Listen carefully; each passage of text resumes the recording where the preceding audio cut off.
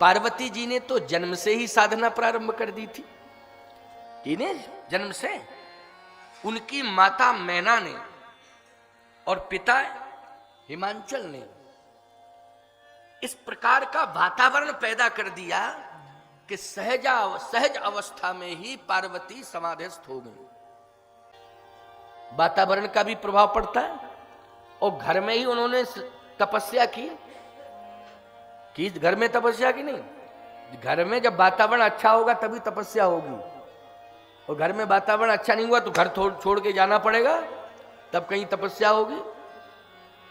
लेकिन ऐसा वातावरण मिला कि किसी भी प्रकार का कोई अवरोध नहीं और पार्वती की तपस्या पूर्ण हो गई। शिवजी को प्राप्त करने के लिए तपस्या की थी तो वो अनुकूलता आ गई, और स्पष्टीकरण भी दे दिया उन्होंने पार्वती जी ने कि सुन लीजिए पिताश्री, माताश्री भी सुन लें और गुरुदेव नारद जी भी सुन लें मेरी बात को, मैं जो कह रही हूं।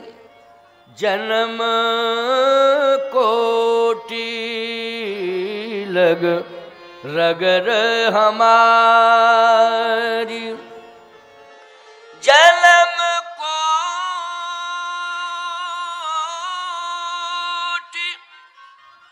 लग रगर हमारी,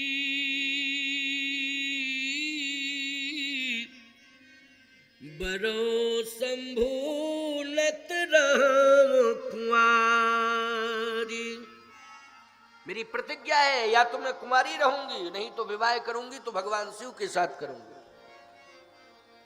तो कंफर्म हो गया कि तपस्या कर रही थी शिव जी को प्राप्त करने के लिए। तो नारद जी ने थोड़ा सा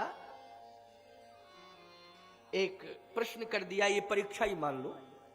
नारद जी ने कहा एक बात बताओ पार्वती, शिव जी को प्राप्त करने के लिए तुम तपस्या कर रही हो, लेकिन उन्होंने तो कामदेव को जला दिया है, उनका काम से कोई संबंध ही नहीं। पार्वती जी ने कहा संसार में जिसका काम से संबंध है पार्वती उसकी ओर देखना भी नहीं चाहती, फिर पार्वती उसी का वर्ण करना चाहती हैं जिसका राम से संबंध है, उसी को पति के रूप में स्वीकार करना चाहती है। काम से संबंध है उसको नहीं, राम से संबंध है। और शिव जी का बोलो काम से संबंध है कि राम से? राम से संबंध है। इसलिए मेरी प्रतिज्ञा है कि मैं विवाह करूंगी तो भगवान शिव को पति के रूप में स्वीकार करूंगी। ठीक है, मेरा प्रयास है। और गए श्री नारद जी महाराज, भगवान से प्रार्थना की तो भगवान स्वयं जाके प्रार्थना कर रहे हैं शिव जी से। मम बिनती यव सुनहु शिव, जो मो पर निज नेह, जाहे विवाह शैलज, यह मोहि मांगे देव। मेरी प्रार्थना है कि आप शैलपुत्री के साथ विवाह करें। मैं स्वयं प्रस्ताव लेके आया हूं। भगवान शंकर कहने लगे कि विवाह तो मैं करना नहीं चाहता हूं, लेकिन आपकी आज्ञा, हाँ मैं आदेश दे रहा हूं, जाहे विवाह हो शैलज। तो आप स्वामी हैं, मैं सेवक हूं, इसलिए स्वामी की अवज्ञा कभी करनी नहीं चाहिए। आप आज्ञा दे रहे हैं तो मैं पालन करता हूं, शिरोधारी करता हूं। आपके अलावा यदि कोई कहता तो मैं स्वीकार नहीं करता। आप कह रहे हैं तो ये आपकी आज्ञा है, मैं इसकी शिरोधारी करता हूं। लेकिन एक मेरी प्रार्थना है आपसे। क्या? विवाह के प्रति रुचि नहीं है, लेकिन विवाह की कुछ औपचारिकताएं हैं, उनकी पूर्ति अवश्य करनी पड़ती है। क्यों भाई? औपचारिकताएं होती हैं, उनकी पूर्ति करनी पड़ती है। रुचि नहीं है ये अलग बात है, मेरी रुचि तो नहीं है, लेकिन औपचारिकताओं की पूर्ति कौन करेगा? विवाह की औपचारिकताओं की पूर्ति करते हैं संबंधी लोग।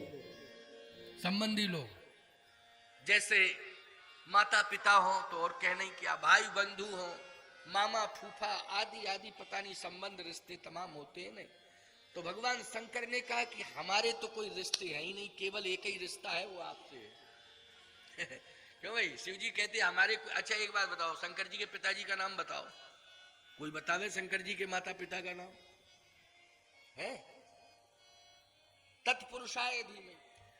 भगवान शंकर के यदि पिता हैं तो परम पिता ही है। कौन है? परम पिता।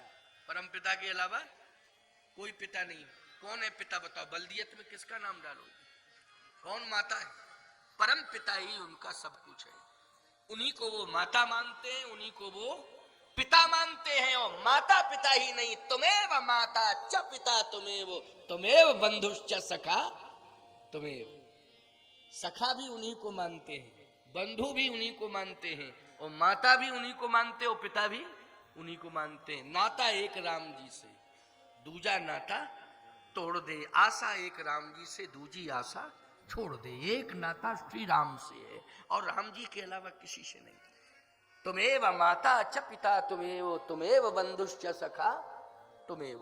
सब कुछ मानते हैं भगवान को ही, इसलिए आप ही मेरे सब कुछ हैं। तो जो भी प्रबंध है उसे आप ही संभालें, जो औपचारिकताएं हैं विवाह की वो भी आप ही संभालें, हमारे बस से परे है।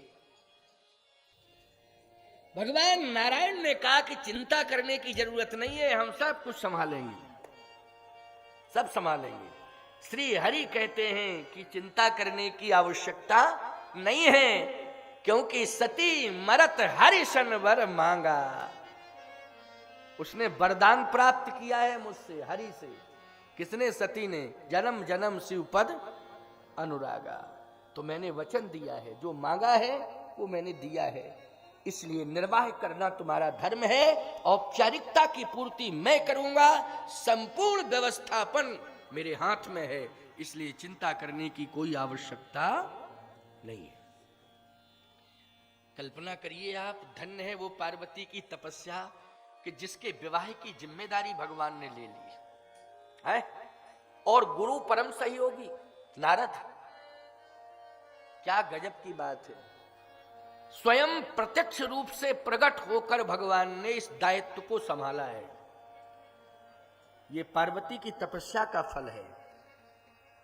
इसलिए मैं कहता हूं, जो बेटियां मेरी कथा सुन रही हैं, क्योंकि ये कथा चैनल के माध्यम से, यूट्यूब चैनल के माध्यम से लाखों लोग सुन रहे हैं, समझ लेना इस बात को। और ये रिकॉर्ड बन गया है। ये कथा जो चित्रकूट में हो रही है, ये परम सौभाग्यशाली हैं महेश कुमार शर्मा जी, जिन्होंने इस चित्रकूट की कथा को रिकॉर्डेड कर दिया है कि लोग जब भी बेटी का जन्म होगा और उस समय यदि ये कथा सुनेंगे तो वो चिंता से मुक्त हो जाएंगे और प्रसन्न चित्त होकर बेटी का स्वागत और सम्मान करेंगे। इस कथा को जो सुनेगा कि कितनी बड़ी महिमा है, बेटी के जन्म की कितनी बड़ी महिमा है। इसलिए बेटियों की ये साधना है कि वो परिवार की परंपरा के अनुकूल आचरण करें, वो समाज और धर्म की मर्यादा के अनुकूल आचरण करें। यही उनकी साधना है, कलिकाल की यही साधना है सबसे बड़ी, कि परिवार की मर्यादा के अनुकूल आचरण करना ही बेटी की साधना है। इससे बड़ी साधना कलयुग में कोई दूसरी नहीं हो सकती। और बोलो, ये सरल साधना है कि नहीं? हमें धर्म और परिवार की मर्यादा के अनुकूल आचरण करना है, यही साधना, ये सरल साधना है। इस साधना से बड़ी कोई साधना नहीं होगी। पार्वती जी ने तो खैर कहना ही क्या, उनकी बात, उनके बारे में तो कितना कहें, जितना कहें उतना ही कम है। सुंदरता मर्याद भवानी, वो तो मर्यादा है सुंदरता की। इस सुंदरता की मर्यादा याद रखना, जो मर्यादा का पालन करे वही बेटी सुंदर है। रूप से सुंदर है, मैं नहीं मानता हूं कि वो सुंदर है। जो मर्यादा का पालन कर रही है संसार में, वही बेटी सबसे सुंदर है। उससे सुंदर संसार में कोई नहीं है। इसलिए सुंदरता मर्याद भवानी, सुंदरता मर्याद भवानी। भगवती पार्वती क्या है? बोले सुंदरता मर्यादा, सुंदरता की मर्यादा है। मर्यादा में ही सुंदरता है। मर्यादा जहां है वहां सौंदर्य है। सुंदर का अर्थ है अच्छा लगना। क्या है? अच्छा लगना। मैं कहता हूं, बालक हो चाहे जवान हो चाहे बूढ़ा हो, जो भी मर्यादा का पालन कर रहा है वो सुंदर ही है। क्यों भाई? वो सुंदर है, अवस्था से कोई सुंदर नहीं है, आस्था से सुंदर होता है। लोग अर्थ उल्टा करने लगे, अवस्था से सौंदर्य का संबंध है, अवस्था से सुंदर। मैं कहता हूं आस्था से सुंदर, जिसके प्रति हमारी आस्था है, श्रद्धा है, वो सुंदर है। हमारी दृष्टि में वो कौन है? सुंदर है। इसलिए ध्यान रखना इस बात का, मर्यादा से बड़ी कोई उपलब्धि नहीं है, मर्यादा से बड़ी कोई संपत्ति भी नहीं है, और मर्यादा से बड़ी कोई भक्ति भी नहीं है प्यारे। इसलिए शक्ति, भक्ति, मुक्ति, संपत्ति सब कुछ जो है वो मर्यादा है। मर्यादा जहां होती है वहां इंसान भगवान बनता है, और जहां मर्यादा नष्ट हो जाती है इंसान नहीं, वो पशुवत हो जाता है, उसे पशु संज्ञा दी जाती है। इसलिए मर्यादा का विशेष ध्यान रखा जाए। तो पार्वती जी ने मर्यादा का ध्यान रखा, माता पिता के संरक्षण में तपस्या की। किसके संरक्षण में तपस्या की? माता पिता के संरक्षण में तपस्या की। इसी को कहते हैं मर्यादा। भगवान हरि कहते हैं, हे शिव जी, मैं स्वयं कह रहा हूं कि आप वर्ण करें। कहे ठीक है महाराज, आपकी आज्ञा है, मैं सिरोधारी करता हूं, स्वीकार करता हूं। अब तैयारियां होने लगी। तैयारियां साधारण तरीके से नहीं हो रही हैं। 33 करोड़ देवताओं को बाराती बनने के लिए आमंत्रित किया जा रहा है। 33 करोड़ देवताओं को इंद्र को यह दायित्व सौंप दिया है श्री हरि ने कि आप स्वयं नेतृत्व करेंगे और संभाल, क्योंकि आप देवताओं के राजा हैं। अच्छा एक बात बताओ, भारत में किसी का विवाह हो और प्रधानमंत्री को जिम्मेदारी दी जाए कि पूरे भारतवासियों को बाराती बन के चलना है, तो बोलो प्रधानमंत्री तो सक्षम है, वो तो व्यवस्था दे ही देगा। लेकिन ये सबसे बड़ी उपलब्धि मानी जाएगी कि नहीं, कि प्रधानमंत्री पूरे भारत को बाराती बना करके ले जा रहा है। इससे बड़ी बात और क्या होगी? स्वर्ग के समस्त देवताओं को इंद्र तैयार करके बाराती बना करके ले जा रहा है अपने नेतृत्व में। बोलो इससे बड़ी उपलब्धि और क्या हो सकती है? क्यों? श्री हरि का आदेश है। किसका आदेश है? श्री हरि का आदेश है। अब बोलो कौन संभाल रहा है? भगवान संभाल रहा है कि नहीं? कि पिता तो है ही नहीं।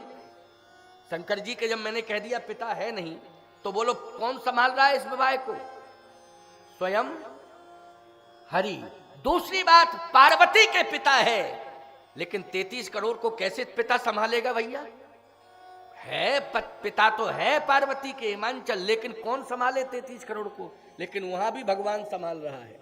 बोलो संभाल रहा है कि नहीं संभाल रहा है? और एक बात सुन लीजिए, देवताओं को तो सब आमंत्रित करते हैं विवाह में, भले ही संख्या में ना आवे, लेकिन आवाहन में तो सब आ ही जाते हैं। समस्त देवताओं का आवाहन विवाह में किया जाता है, मंडप के नीचे भी दिखाई नहीं देते हैं, लेकिन उनकी दिव्यता तो आ ही जाती है। क्यों आ जाती है कि नहीं? उनका मांगलिक स्वरूप तो प्रकट हो ही जाता है ना मंडप के नीचे, देवी देवताओं का आवाहन के मंत्र के प्रभाव से, मंत्र के माध्यम से। लेकिन सावधानी से सुनना मेरी बात को, भूत प्रेत पिशाचों को कोई नहीं बुलाता। बोलो बुलाता है क्या? कोई नहीं। कौन बुलाएगा? बल्कि प्रार्थना सब यही करते हैं कि देवी देवताओं से आप आना, लेकिन अमंगल ना आ पावे, बस यही प्रार्थना करना। उनको रोकना और आप जरूर पधारना। उनको रोकना, लेकिन वो ना आने पावे, यही प्रार्थना की जाती है कि नहीं? लेकिन सावधान, जब देवताओं को बाराती बनाने के लिए व्यवस्था तैयार की जा रही है, एक प्रोग्राम सुनिश्चित किया जा रहा है, उसकी व्यापक व्यवस्थाएं की जा रही हैं, तो जितने भी अमंगल थे वो सब रो रहे थे बैठे बैठे शंकर जी के आसपास। शंकर जी के आसपास भूत प्रेत पिशाच डाकनी साकनी सब बैठे बैठे रो रहे।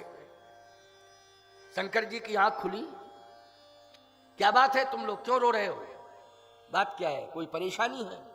क्या? अभी तक तो नहीं थी, लेकिन अब परेशानी है। क्या क्या परेशानी है?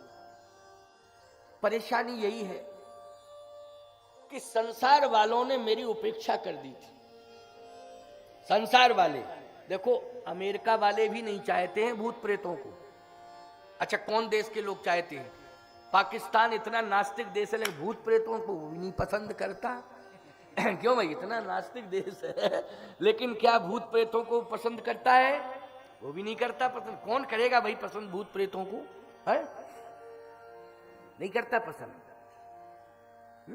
हाँ चीन वालों को पसंद करता है वो। क्यों भाई, किसको करता है? चीन वालों को पसंद करता है अमेरिका, लेकिन भूत प्रेत पिशाचों को वो पसंद नहीं करता है? अब चीन वालों को ही भूत प्रेत मान लो तो अलग बात है। क्यों भाई, उनको मान लो तो हम कह नहीं सकते हैं, लेकिन वो पसंद करता है पसंद के। सावधान, भूत प्रेत पिशाच रो रहे थे। भगवान शंकर ने कहा रो मत, संसार वालों ने तुम्हारी उपेक्षा की है, करने दो उपेक्षा,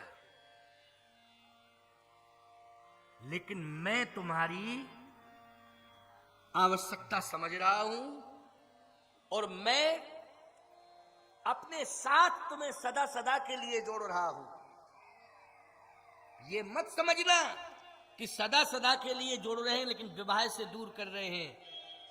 अगर भगवान श्री हरि इंद्र के नेतृत्व में देवताओं को बाराती के रूप में तैयार कर रहे हैं तो हमारा विवाह हो रहा, हम डायरेक्ट अपने बाराती तैयार कर रहे हैं। डायरेक्ट हम अपने बाराती तैयार कर रहे हैं और हमारे बाराती हमारे साथ चलेंगे।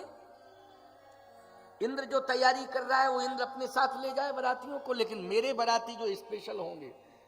भूत प्रेत बोले यही तो बात है कि अगर आपने कहीं छोड़ दिया देवताओं के चक्कर में तो द्वंद्व शुरू हो जाएगा, क्योंकि भूत प्रेतों को भगाने के लिए ही देव मंत्रों का प्रयोग किया जाता है। क्यों, भूत प्रेतों को भगाने के लिए कौन से मंत्रों का प्रयोग किया जाता है? देव मंत्रों का प्रयोग किया जाता है। तो हम देवताओं के साथ तो जा नहीं सकते, क्योंकि देवता नहीं, उनके मंत्र ही पर्याप्त है हमको भगाने के लिए। उनके मंत्र ही पर्याप्त है हमको भगाने के लिए, तो हम तो उनके साथ जा नहीं पाएंगे। और एक महाशक्ति आपके साथ चल रही है, कौन? श्री हरि। उनके साथ तो और ही नहीं जा सकते, क्योंकि मंगल भवन अमंगल हारी, अमंगल हारी। हम सब अमंगल हैं, इसलिए अमंगल का वो हरण करते हैं। इसलिए हमारी प्रार्थना है, शंकर जी बोले अपनी सुरक्षा में ले जाऊंगा, मेरे चारों तरफ रहना, मेरे साथ चलना। कहे महाराज अब विश्वास हो गया, ये भूत प्रेत पिशाचों की बात है। कहे महाराज अब विश्वास हो गया, अब विश्वास हो गया। नारद जी को जैसे ही पता लगा कि प्रोग्राम भूतों का भी बन गया ऐसा, तो नारद जी भगवान के पास गए। अरे सुनो सुनो प्रभु, सुनो सुनो, गड़बड़ होने वाला है। क्या? कहे बारातियों की क्या व्यवस्था हुई? अरे बोले देवता सब तैयार हो रहे हैं, तुम्हें नारद क्या लेना देना बारात, सब देवता तैयार। अच्छा मुनि महात्माओं से भी कह दिया है, वो महात्मा भी पहुंचेंगे वहां, चिंता करने की जरूरत नहीं है। लेकिन महात्मा बारात के साथ नहीं जाते हैं, इसलिए बारात में नहीं जाएंगे, वो डायरेक्ट पहुंचेंगे। क्यों, हम लोग भी किसी के विवाह में जाते हैं तो बारात के साथ नहीं जाते हैं, डायरेक्ट पहुंचते हैं। और बारात के साथ हम लोग चलने लगे तो फिर मर्यादा कहाँ रहेगी? क्यों भाई, देखो ये बाबा लोग भी जाने क्या क्या लोग कहेंगे, पता नहीं क्या क्या लोग कहते हैं। वैसे भी कहते हैं महात्मा चलते हैं ना, अगर किसी साधन से चलें, अपने निजी साधन से, बड़े जलवे हैं महात्माओं के, देखो। अच्छा, और साधन का त्याग करके पैदल चलें, साधु है कि फटीचर? अब क्या बतावें आपको, क्या क्या नहीं कहते, क्या क्या सुनना पड़ता है। अगर साधन वादन छोड़ के पैदल चलो तो लोग फटीचर कहते हैं, और साधन से चलो बड़े जलवे हैं। देखो कितने बड़े जलवे हैं। अच्छा एक बात बताएं, दाढ़ी रखाओ, रुपया पैसा नहीं है क्या? ये 1.5 हाथ की दाढ़ी रखा ली, कुछ है नहीं क्या? अच्छा दाढ़ी मुरादो, भद्र हो जाओ, काय के बाबा हो तुम जब दाढ़ी नहीं रखते हो? बड़ी मुसीबत है साहब। दोनों तरफ से मुसीबत है कि दाढ़ी रखो तो लोग कहें और ना रखो तो लोग कहें, बड़ी परेशानी है। चलो कोई बात नहीं है, भगवान की शरण में है। ठाकुर जी जैसे जैसे जाही विधि राखे राम ताही विधि रहिए, सीताराम सीताराम सीताराम कहिए। ठाकुर जी जैसे रखते हैं हम वैसे ही रहते हैं। साधुओं की इच्छा भगवान की इच्छा होती है, भगवान की इच्छा में हम संतों की इच्छा रहती है। तो कहने का तात्पर्य मेरा यह है, जरा सुनना और समझने की कोशिश करना। भगवान शंकर ने निश्चिंत कर दिया है अमंगलों को, भूत प्रेत पिशाचों को। चिंता करने की आवश्यकता नहीं है, मैं अपने साथ ले जाऊंगा, मेरे साथ चलना। नारद जी ने कहा महाराज गड़बड़ हो गया क्या? अरे देवता तो ठीक ही है, दैव ये राक्षस, ये अमंगल भूत प्रेत पिशाच, ये संपूर्ण पिशाच, ये पिशाच तैयार हो रहे हैं, भूत प्रेत डाकनी शाकनी सब तैयार। कहां के लिए तैयार? कहां के लिए? कहा शंकर जी के साथ जाने के लिए तैयार हैं हिमांचल जी के यहां। अच्छा, कौन कह रहा है? कोई दूसरा नहीं कह रहा है, स्वयं कह रहे हैं भोले बाबा। अच्छा, भोले बाबा खुद कह रहे हैं।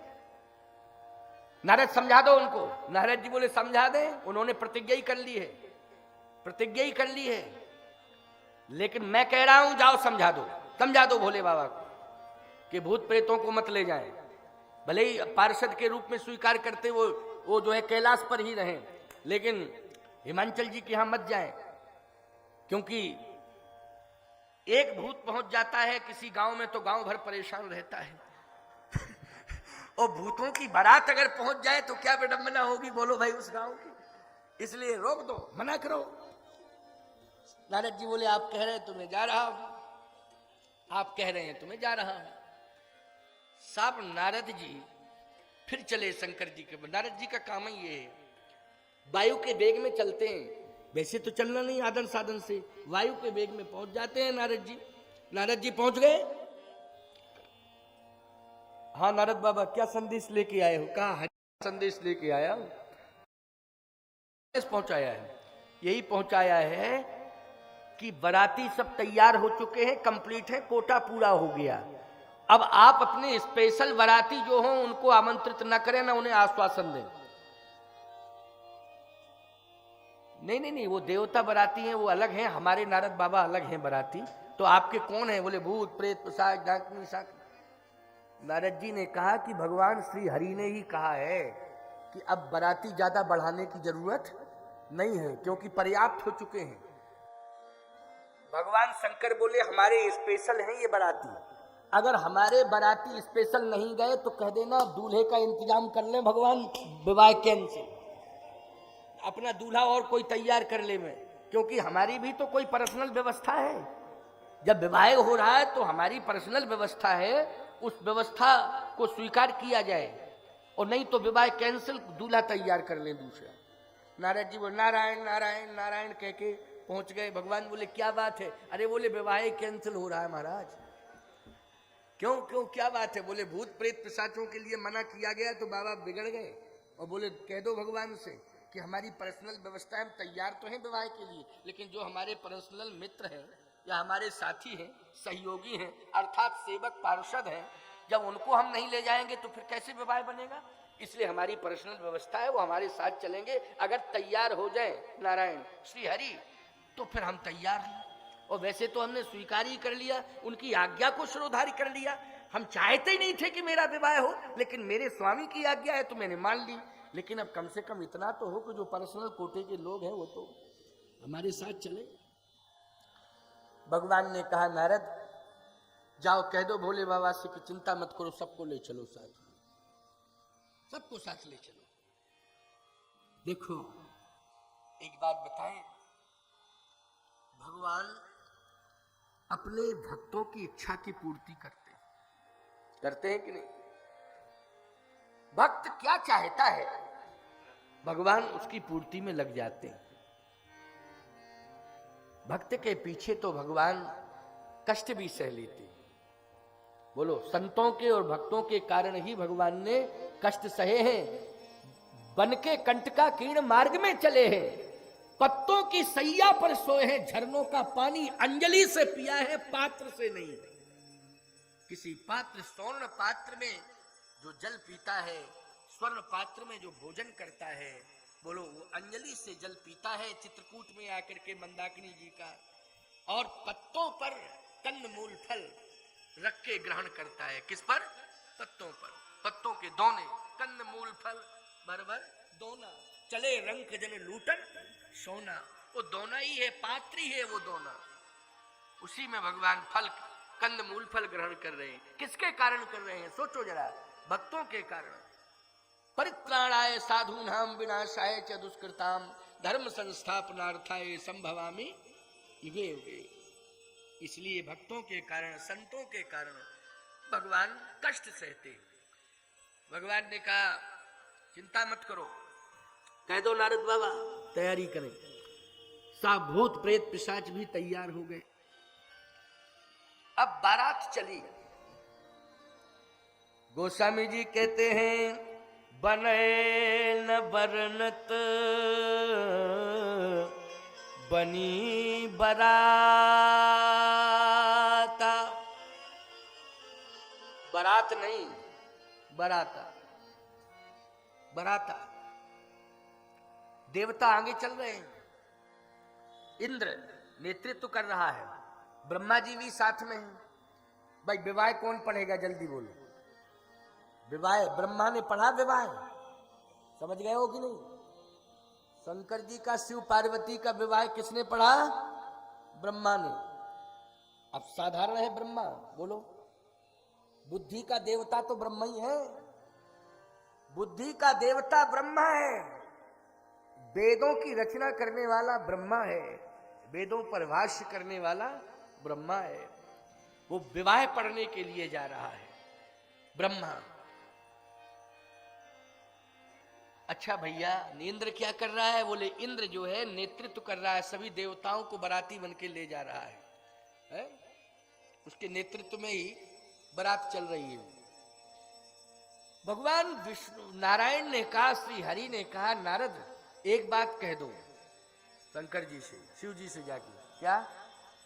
कि वो सबसे पीछे चलेगा, क्योंकि हम लोग पहले पहुंचेंगे तो मेंटेनेंस समझ लेंगे और पूरा मेंटेन करके वहां का माहौल सब अनुकूल कर लेंगे और सारी की सारी व्यवस्था भी अनुकूल हो जाएगी। और बाद में पहुंचे शंकर जी, ये नहीं कि पहले ही पहुंच जाए। और पहले भूतों को लेके पहुंच जाए तो भगदड़ मच जाएगी कि नहीं मचेगी? क्यों भाई, पूरा नगर खाली हो जाएगा। पीछे चले तो भगवान सोच रहे कि हम पूरी व्यवस्था संभाल लेंगे, कोई दिक्कत नहीं। नारद जी ने कहा, शंकर जी बोले नहीं नहीं वो तो कोई दिक्कत, हम कहा 2 दिन बाद पहुंचे, कोई दिक्कत की बात नहीं है, हमको ऐसा कुछ नहीं 2 दिन बाद नहीं, घंटे 2 घंटे लेट पहुंचे। शंकर जी बोले उसमें कोई दिक्कत नहीं है। इंद्र देवताओं को लेके पहुंच रहा है। जैसे ही नगर में प्रवेश किया, ओहो नगर के लोगों ने कहा गजब, दूल्हा सुंदर बाराती सुंदर। इंद्र था ना वो, तो इंद्र ही को समझा। हिमांचल नगर निवासियों ने कहा साहब गजब, बोले दूल्हा सुंदर बाराती सुंदर। तो इंद्र बोला किसको दूल्हा मान रहे हो? कहे आप ही लग रहे रे, हम तो दूल्हा के नौकर हैं। हाँ नौकर, नौकर इतना सुंदर है तब तो क्या कहना दूल्हा का। तो भाई नौकर इतना सुंदर है तो दूल्हा का क्या कहना। तो गजब, धन्य है पार्वती के भाग्य, धन्य है पार्वती के भाग्य, इतना सुंदर दूल्हा मिला है। अरे दूल्हा सुंदर होगा, नौकर जब इतना सुंदर मिला है तो दूल्हा कितना सुंदर होगा। ये पार्वती का नौकर है। अरे जब शंकर जी का नौकर है तो वो पार्वती का नौकर हुआ कि नहीं? ये पार्वती का नौकर है, इतना सुंदर नौकर सेवा करेगा, है बताइए, धन्य है पार्वती के भाग। अच्छा ये सब कई बाराती हैं, सब देवता सब बाराती। ब्रह्मा जी चले आ रहे थे पीछे से,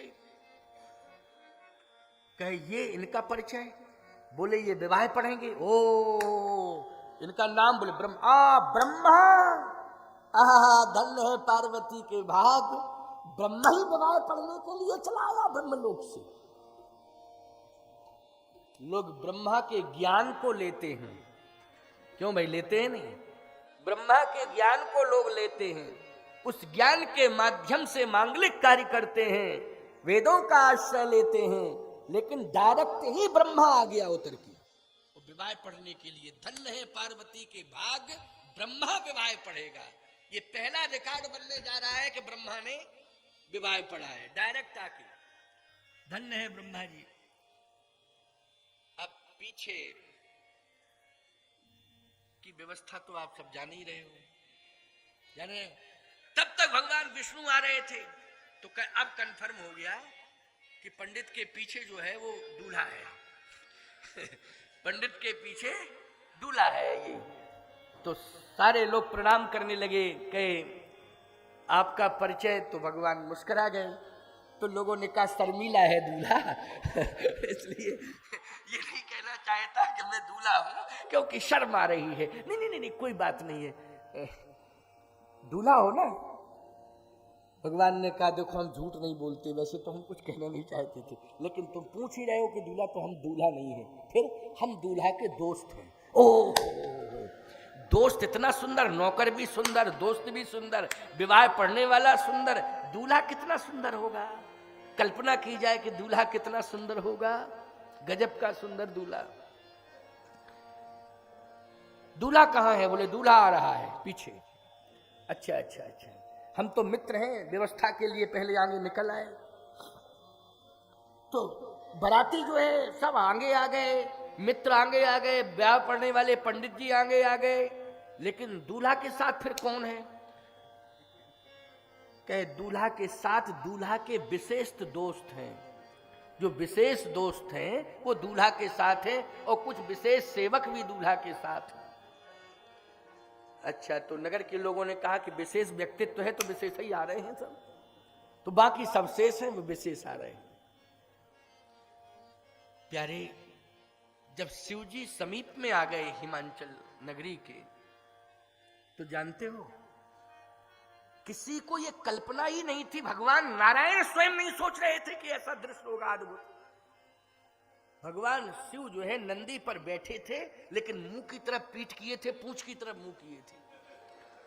वैसे तो सीधे बैठते थे, हमेशा का नियम था, लेकिन जब ससुराल में प्रवेश कर रहे हैं, होने वाली ससुराल में जब प्रवेश कर रहे हैं, तो अच्छा इस बात की जानकारी भगवान को भी नहीं मिली कि ये इसका, भाई ठीक है आ रहे हैं, चलो कोई बात नहीं है, सीधे ही आ रहे होंगे, लेकिन बैठे थे। नारद जी दौड़े दौड़े गए, बोले महाराज मामला संभाल लो, नहीं विवाह कैंसिल है, क्योंकि हमने तो सारी व्यवस्था लगा दी है, लेकिन अब तो निश्चित है कि कैंसिल होगा विवाह। क्यों, क्या बात है? बात क्या है? बात यह है कि भोले बाबा रोज तो सीधे बैठते थे नंदी पे, आज उल्टे बैठे हैं। उल्टे बैठे हैं कैसे? बोले मुंह की तरफ पीठ किए हैं और पूंछ की तरफ मुंह किए हैं। और बोले जितने भूत प्रेत हैं वो हु कर रहे हैं, सब इस तरह से चले आ रहे हैं हु करते हुए। अरे राम राम, ऐसा? अब तो आप ही संभालो, आप ही संभालो। भगवान नारायण ने कहा, श्री हरि ने एक काम करो नारद जी, मैं यहां संभाले हूं, क्योंकि अगर मैं वहां पहुंच गया तो यहां संदेश किसी को मिल गया कहीं, तो फिर वो प्रोग्राम सब बिगड़ जाएगा, इसलिए हमारे जाने की जरूरत नहीं, मैं यहीं रहूंगा, तुम जाओ। मेरा संदेशा कह दो भोले बाबा से कि सब शर्तें मानी गई हैं आपकी, भूत प्रेत पिशाचों को भी मना नहीं किया गया है, लेकिन कम से कम नंदी पे सीधे तो बैठ जाए, इतना ही स्वीकार कर ले, सीधे बैठ के आए। नारद जी फिर गए साहब। नारद जी ने कहा महाराज सुनो सुनो सुनो सुनो। हाँ क्या बात है नारद बाबा? बात यह है कि आप उल्टे बैठे हो नंदी पर, आज सीधे बैठ जाओ। शंकर जी ने कहा कि रोज सीधा बैठता था, ऐसा सब लोगों को लग रहा, आज मैं उल्टा बैठा हूं। आज मैं उल्टा नहीं बैठा हूं, दुनिया को संदेश देने के लिए बैठा हूं। उल्टा सीधा लोग देख रहे हैं, दिखाई दे रहा, अलग बात है, मैं दुनिया को आज संदेश देने के लिए बैठा हूं। तो संदेश क्या मिल रहा है दुनिया को? नारद बाबा तुम ही बताओ, नंदी का मुंह किधर है? कैसे? आपकी ससुराल की तरफ है, जहां ससुराल है हिमांचल नगरी, और नंदी की पूंछ कहां है? कहे कैलाश पर्वत की तरफ है। कैलाश मेरा घर है और हिमांचल की नगरी मेरी ससुराल है। इन समस्त संसार वालों को हम चेतावनी देना चाहते हैं कि तुम जब ससुराल जाते हो और ससुराल को देख लेते हो तो घर द्वार भूल जाते हो, लेकिन मैं जा रहा हूं ससुराल, लेकिन देख रहा हूं अपना घर द्वार। मैं ससुराल के पीछे अपना घर द्वार छोड़ने वाला नहीं। नारद बाबा नारायण नारायण कह के चले गए। बोले गजब की लीला है, बोले लीला ये साधारण नहीं, बोले गजब की लीला है। नारायण नारायण कह के नारद बाबा चले आए। भगवान विष्णु ने कहा, भगवान श्री हरि ने कहा, नारद क्या हुआ? बोले महाराज संदेश बहुत अच्छा जाएगा, डिस्टर्ब करने की जरूरत नहीं है। बहुत अच्छा संदेश जाएगा लेकिन डिस्टर्ब करने की जरूरत नहीं है, आप तो बस यहाँ मोर्चा संभाले रहो। बहुत अच्छा संदेश। अच्छा इसका मतलब संदेश सीधे बैठे? बोले बैठे कैसे हैं, आप इस चक्कर में मत पड़ो। लेकिन संसार को प्रेरणा मिल रही है, संदेश मिल रहा है। ये विवाह प्रेरक विवाह है। भगवान शिव जी का विवाह जो है, नारद जी कहते हैं ये प्रेरणादायी विवाह है, संसार के लिए प्रेरणा देने वाला विवाह है, साधारण विवाह नहीं है। प्यारे समीप में ही पहुंच गए शिव जी। उन्होंने बैठने की व्यवस्था में कोई परिवर्तन नहीं किया और नारद जी की भी समझ में आ गया, नारद जी की समझ में आ गया। अब जैसे समीप में पहुंचे तो बच्चों के मन में उत्साह रहता है कि बारात तो आ गई है लेकिन दूल्हा आने वाला है। तो नगर के बच्चे उस दूल्हे के आकर्षण को देखने के लिए आगे बढ़े। तो इतना भयावह दृश्य था कि दूल्हे को देख करके जितने बच्चे थे वो भयभीत होकर भागे और ऐसे भागे कि घर में जाके उन्होंने माता पिता से कहा कि अगर हमें जिंदा रखना चाहती हो तो किवाड़ बंद कर लो, अगर जीवित चाहती हो तो किवाड़ बंद कर लो और अंदर से केवल बंद ऐसे बंद करना है, कुंडी लगा के ताला लगा दो कि किसी भी स्थिति में धोखे से भी न खुल जाए किवाड़। क्यों? बारात, अरे बारात नहीं है, जम की धार किधो बरयाता, साक्षात जमराज चले आ रहे हैं। ये बारात रात कुछ नहीं है। कहे दूल्हा, अरे बोले दूल्हा तो दिखाई नहीं दे रहा है कहाँ? अब दिखाई तब दे जब मुंह दिखाई दे तो दिखाई दे। दूल्हा की तो पीठ ही दिखाई दे रही है। क्यों भाई, उल्टे बैठे हैं ना तो पीठ दिखाई दे रही है। मुखारविंद तो कैलाश की ओर है ना और पीठ जो है हिमाचल की नगरी ससुराल की ओर है। तो कहे दूल्हा तो दिखाई नहीं दिया। फिर दिखाई कौन दिया? कहे को मुखहीन विपुल मुख काहू, ऐसे ऐसे दिखाई दिए कि किसी के तो मुंह ही गायब है। BWD का ड्रम होता नहीं जो ढनकता रहता है सड़क पे, बोले ऐसी स्थिति चली आ रही है, ना हाथ है ना पैर है ना मुंह है, केवल धड़ा ही धड़ है। ढनकते भूत हैं वो तो अपने अनेक रूप बना लेते कमर, और ऐसे लुढ़कते हुए चले आ रहे हैं। हाथ ही पैर नहीं है, सिर नहीं है, हाथ नहीं है, पैर नहीं है। अच्छा सिर नहीं होगा, हाथ पैर नहीं होगा तो डम्बर का ड्रम लगेगा कि नहीं लगेगा? कैसा लगेगा? ड्रम लगेगा, ड्रम ड्रम जैसे ढनक रहा हो, ऐसी स्थिति। कहा माता जी और पिताजी, जब मैंने और निगाह से देखा तो ऐसा दृश्य देखा कि एक के मुंह ही मुंह थे, हाथ गायब, पैर गायब, केवल मुंह ही मुंह। अच्छा फिर किसी के हाथ ही हाथ, मुंह ही मुंह। बड़ी विचित्र भयावही स्थिति। लड़कों ने ये बात बताई, घर घर में ये बात पहुंच गई। जैसे ही घर घर में ये बात पहुंची तो कुछ नगर की महिलाएं धीरे से गईं और मैना जी से कहने लगी, मैना जी से कहने लगी। कुछ महिलाएं चुपचाप गईं कि कम से कम कह तो दें कंडीशन ठीक नहीं है और विवाह कैंसिल करो, अब जरूरत विवाह की नहीं है क्योंकि खतरनाक स्थिति है। बाबा के चक्कर में पड़ गए, स्वयं देखने नहीं गए, बाबा से कह दिया देख लो, और ये बाबा पता नहीं क्या देख के चला आया। अच्छा नारद जी देखने गए थे, हिमाचल जी देखने नहीं गए थे, तो कहे बाबा के चक्कर में आकर के ये विडंबना हो गई। अब जैसे ही महिलाओं ने, कुछ महिलाओं ने चुपचाप जाकर के मैना जी से कहा तो मैना रोने लगी। मैना ने कहा अच्छा ऐसी स्थिति, हाँ क्या है? बोले बर बौराए बसे असुवारा, तो वो बौरा है। और कैसा है? बोले एकदम दिगंबर वेश में है, शरीर के ऊपर कुछ भी नहीं है। अच्छा, अधोवस्त्र का एक बाघंबर लपटा हुआ है। क्या लपटा है? बाघंबर। उत्तरिए, कुछ नहीं। अरे कुछ तो होगा। नरमुंडों की माला। अच्छा ऐसा है, कंफर्म है ये? कंफर्म का बिल्कुल कंफर्म है। नरमुंडों की माला पहने हैं और जितने भूत प्रेत पिशाच हैं वो सब साथ में हैं। मैना ने कहा ऐसा पति मेरी पार्वती का? ओह नहीं, विवाह नहीं करूंगी, अपनी बेटी का विवाह नहीं करूंगी। पार्वती को बुलाती हैं, कहा बेटी तुम प्रतिज्ञा को तोड़ दो प्रतिज्ञा। तो पार्वती ने कहा कौन सी प्रतिज्ञा, कैसी प्रतिज्ञा, बताइए ना प्रतिज्ञा कौन सी। कहा जो प्रतिज्ञा तुमने की है कि जन्म को तिलक रगड़ हमारी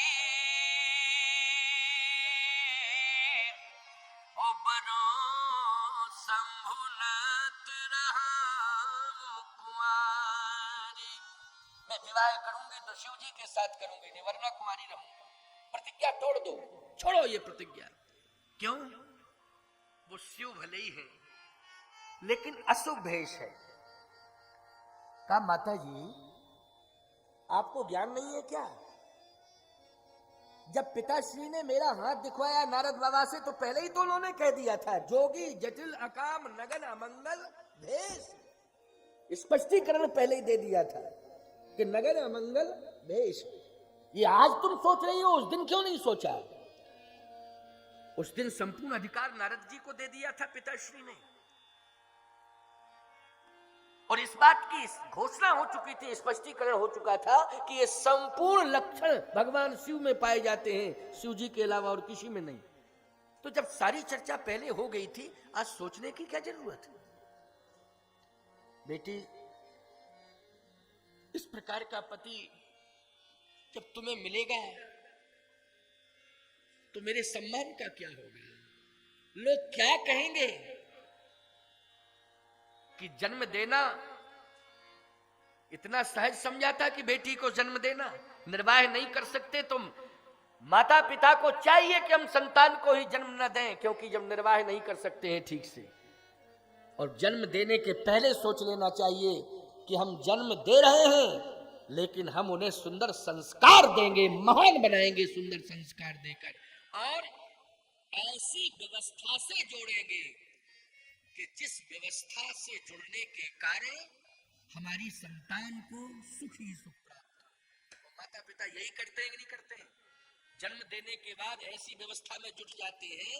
कुछ लोगों की तो धारणा ये है कि बेटा चिंता मत करो, इतना कमा के धर दूंगा कि तुम पड़े पड़े खाओ। यही भावना रहती नहीं, पड़े पड़े खाओ। अरे इंसान से पड़े क्यों बना रहे हो? पड़ा मानी पशु? क्यों भाई, इंसान से पड़ा मत बनाओ, पड़े पड़े खाओ। पड़ा ही पड़ा रहता है, रहता नहीं। गाय का बछड़ा नहीं पड़ा रहता, वो तो उछल कूद मचाता है और उसका नाम ही पड़ा पड़ गया। पड़ा पड़ा पड़ा होता है ना, उसको पड़ा क्यों कहते हैं? जन्म लेते ही पड़ा और दूध पी के पड़ा, पड़ा मानी पड़ा। आलसी प्रमादी कुछ ना करे वो पड़ा, वो पड़ा है। इसलिए ऐसा मत सोचो, ये विचारधारा से अपनी संतान को मत जोड़ो। पार्वती जी ने कहा कि मेरा अपमान होगा, सारे लोग अपमान करेंगे, पता नहीं क्या क्या कहेंगे, इसलिए मेरी प्रतिष्ठा का ध्यान रखो। पार्वती जी ने कहा माता जी मेरी बात सुनो।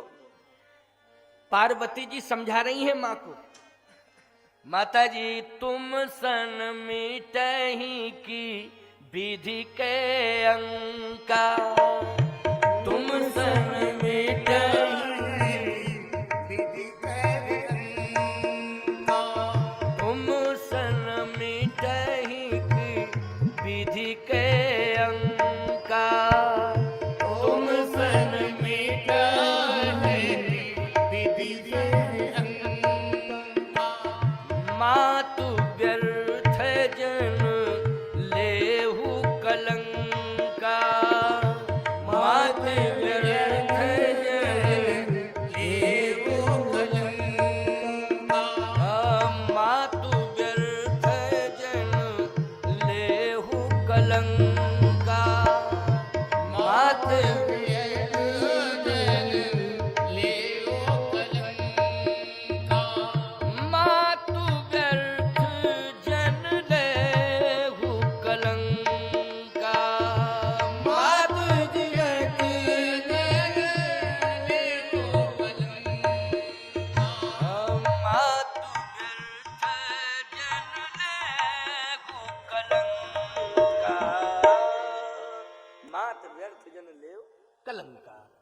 कलंक मत लो। ये व्यर्थ की सोच है मां, मेरी प्रार्थना है। ये भेष देखने में अमंगल लग रहा है, लेकिन पूरे विश्व का मंगल है ये। बोलो, भगवान शिव विश्व के मंगल है कि नहीं है? मंगल की नहीं? सबसे अमंगल तिथि वो होती है प्यारे, जिस दिन मौत आती है। बोलो भाई, मौत जिस दिन आती है उस दिन चीत्कार क्रंदन मचने लगता है, वो अमंगल तिथि है। लेकिन ऐसी कंडीशन में अगर भगवान शिव की आराधना की जाए, महामृत्युंजय जप का अनुष्ठान किया जाए, तो ये मृत्यु वाला अमंगल भी दूर हो जाता है और सारा वातावरण मंगल में बदल जाता है। मां, समझने की कोशिश करो, ये महान व्यक्तित्व है। ये देखने में अमंगल लग रहा है, लेकिन संसार को मंगल प्रदान करने वाला ये स्वरूप है, मंगल देने वाला ये स्वरूप है। मैं कहता हूं, शिव की आराधना जहां होती है वहां संकट दूर हो जाते हैं। शिव आराधना से क्या होता है? संकट दूर हो जाते हैं, यादियां व्याधियां सब नष्ट हो जाती हैं। इसलिए मां, आप दुखी मत हो, परेशान मत हो। मैंने जो प्रतिज्ञा की है, मेरी प्रतिज्ञा के अनुसार ही विधान बना है, इसलिए उस विधान को आप सम्मान के रूप में स्वीकार करें, उसको व्यवधान ना समझें। ये कौन समझा रही है? बोलो, पार्वती जी समझा रही है। बेटी कितनी समझदार है, बोलो, है कि मत अगर बारात लौट जाती तो सबसे बड़ा अपमान तो यही था। बोलो, था कि नहीं था? बारात लौट जाती तो सबसे बड़ा अपमान ये था। ये अपमान नहीं है कि इस भेष को देख करके क्या कहेंगे लोग, है? इस भेष को देख करके, अरे भेष क्यों देख रहे हैं लोग? भगवान शिव का उद्देश्य देखें कि उद्देश्य कितना श्रेष्ठ है। भेष पर मर रहे हो कि उद्देश्य पर विचार कर रहे हो? जितना पवित्र उद्देश्य भगवान शिव लिए बैठे हैं, संसार में कोई नहीं लिए बैठा है, भगवान शिव। इसलिए भेष पर विचार नहीं करना है, उद्देश्य पर विचार करना है, आकृति पर विचार नहीं करना है। मां, शिव की संस्कृति पर विचार करना है। महान है ये, इनके समान कोई संसार में नहीं है। तुम सन मिटे के विधि के अंका, मार्त व्यर्थ जन लेहु कलंका। धैर्य बनाया, धैर्य बनाया। मां सुन रही है, समझ रही है। व्यवधान मत बनो, जो द्वारचार का सम्मान होता है उसको पूरा करिए। ये कौन कह रही हैं? पार्वती जी।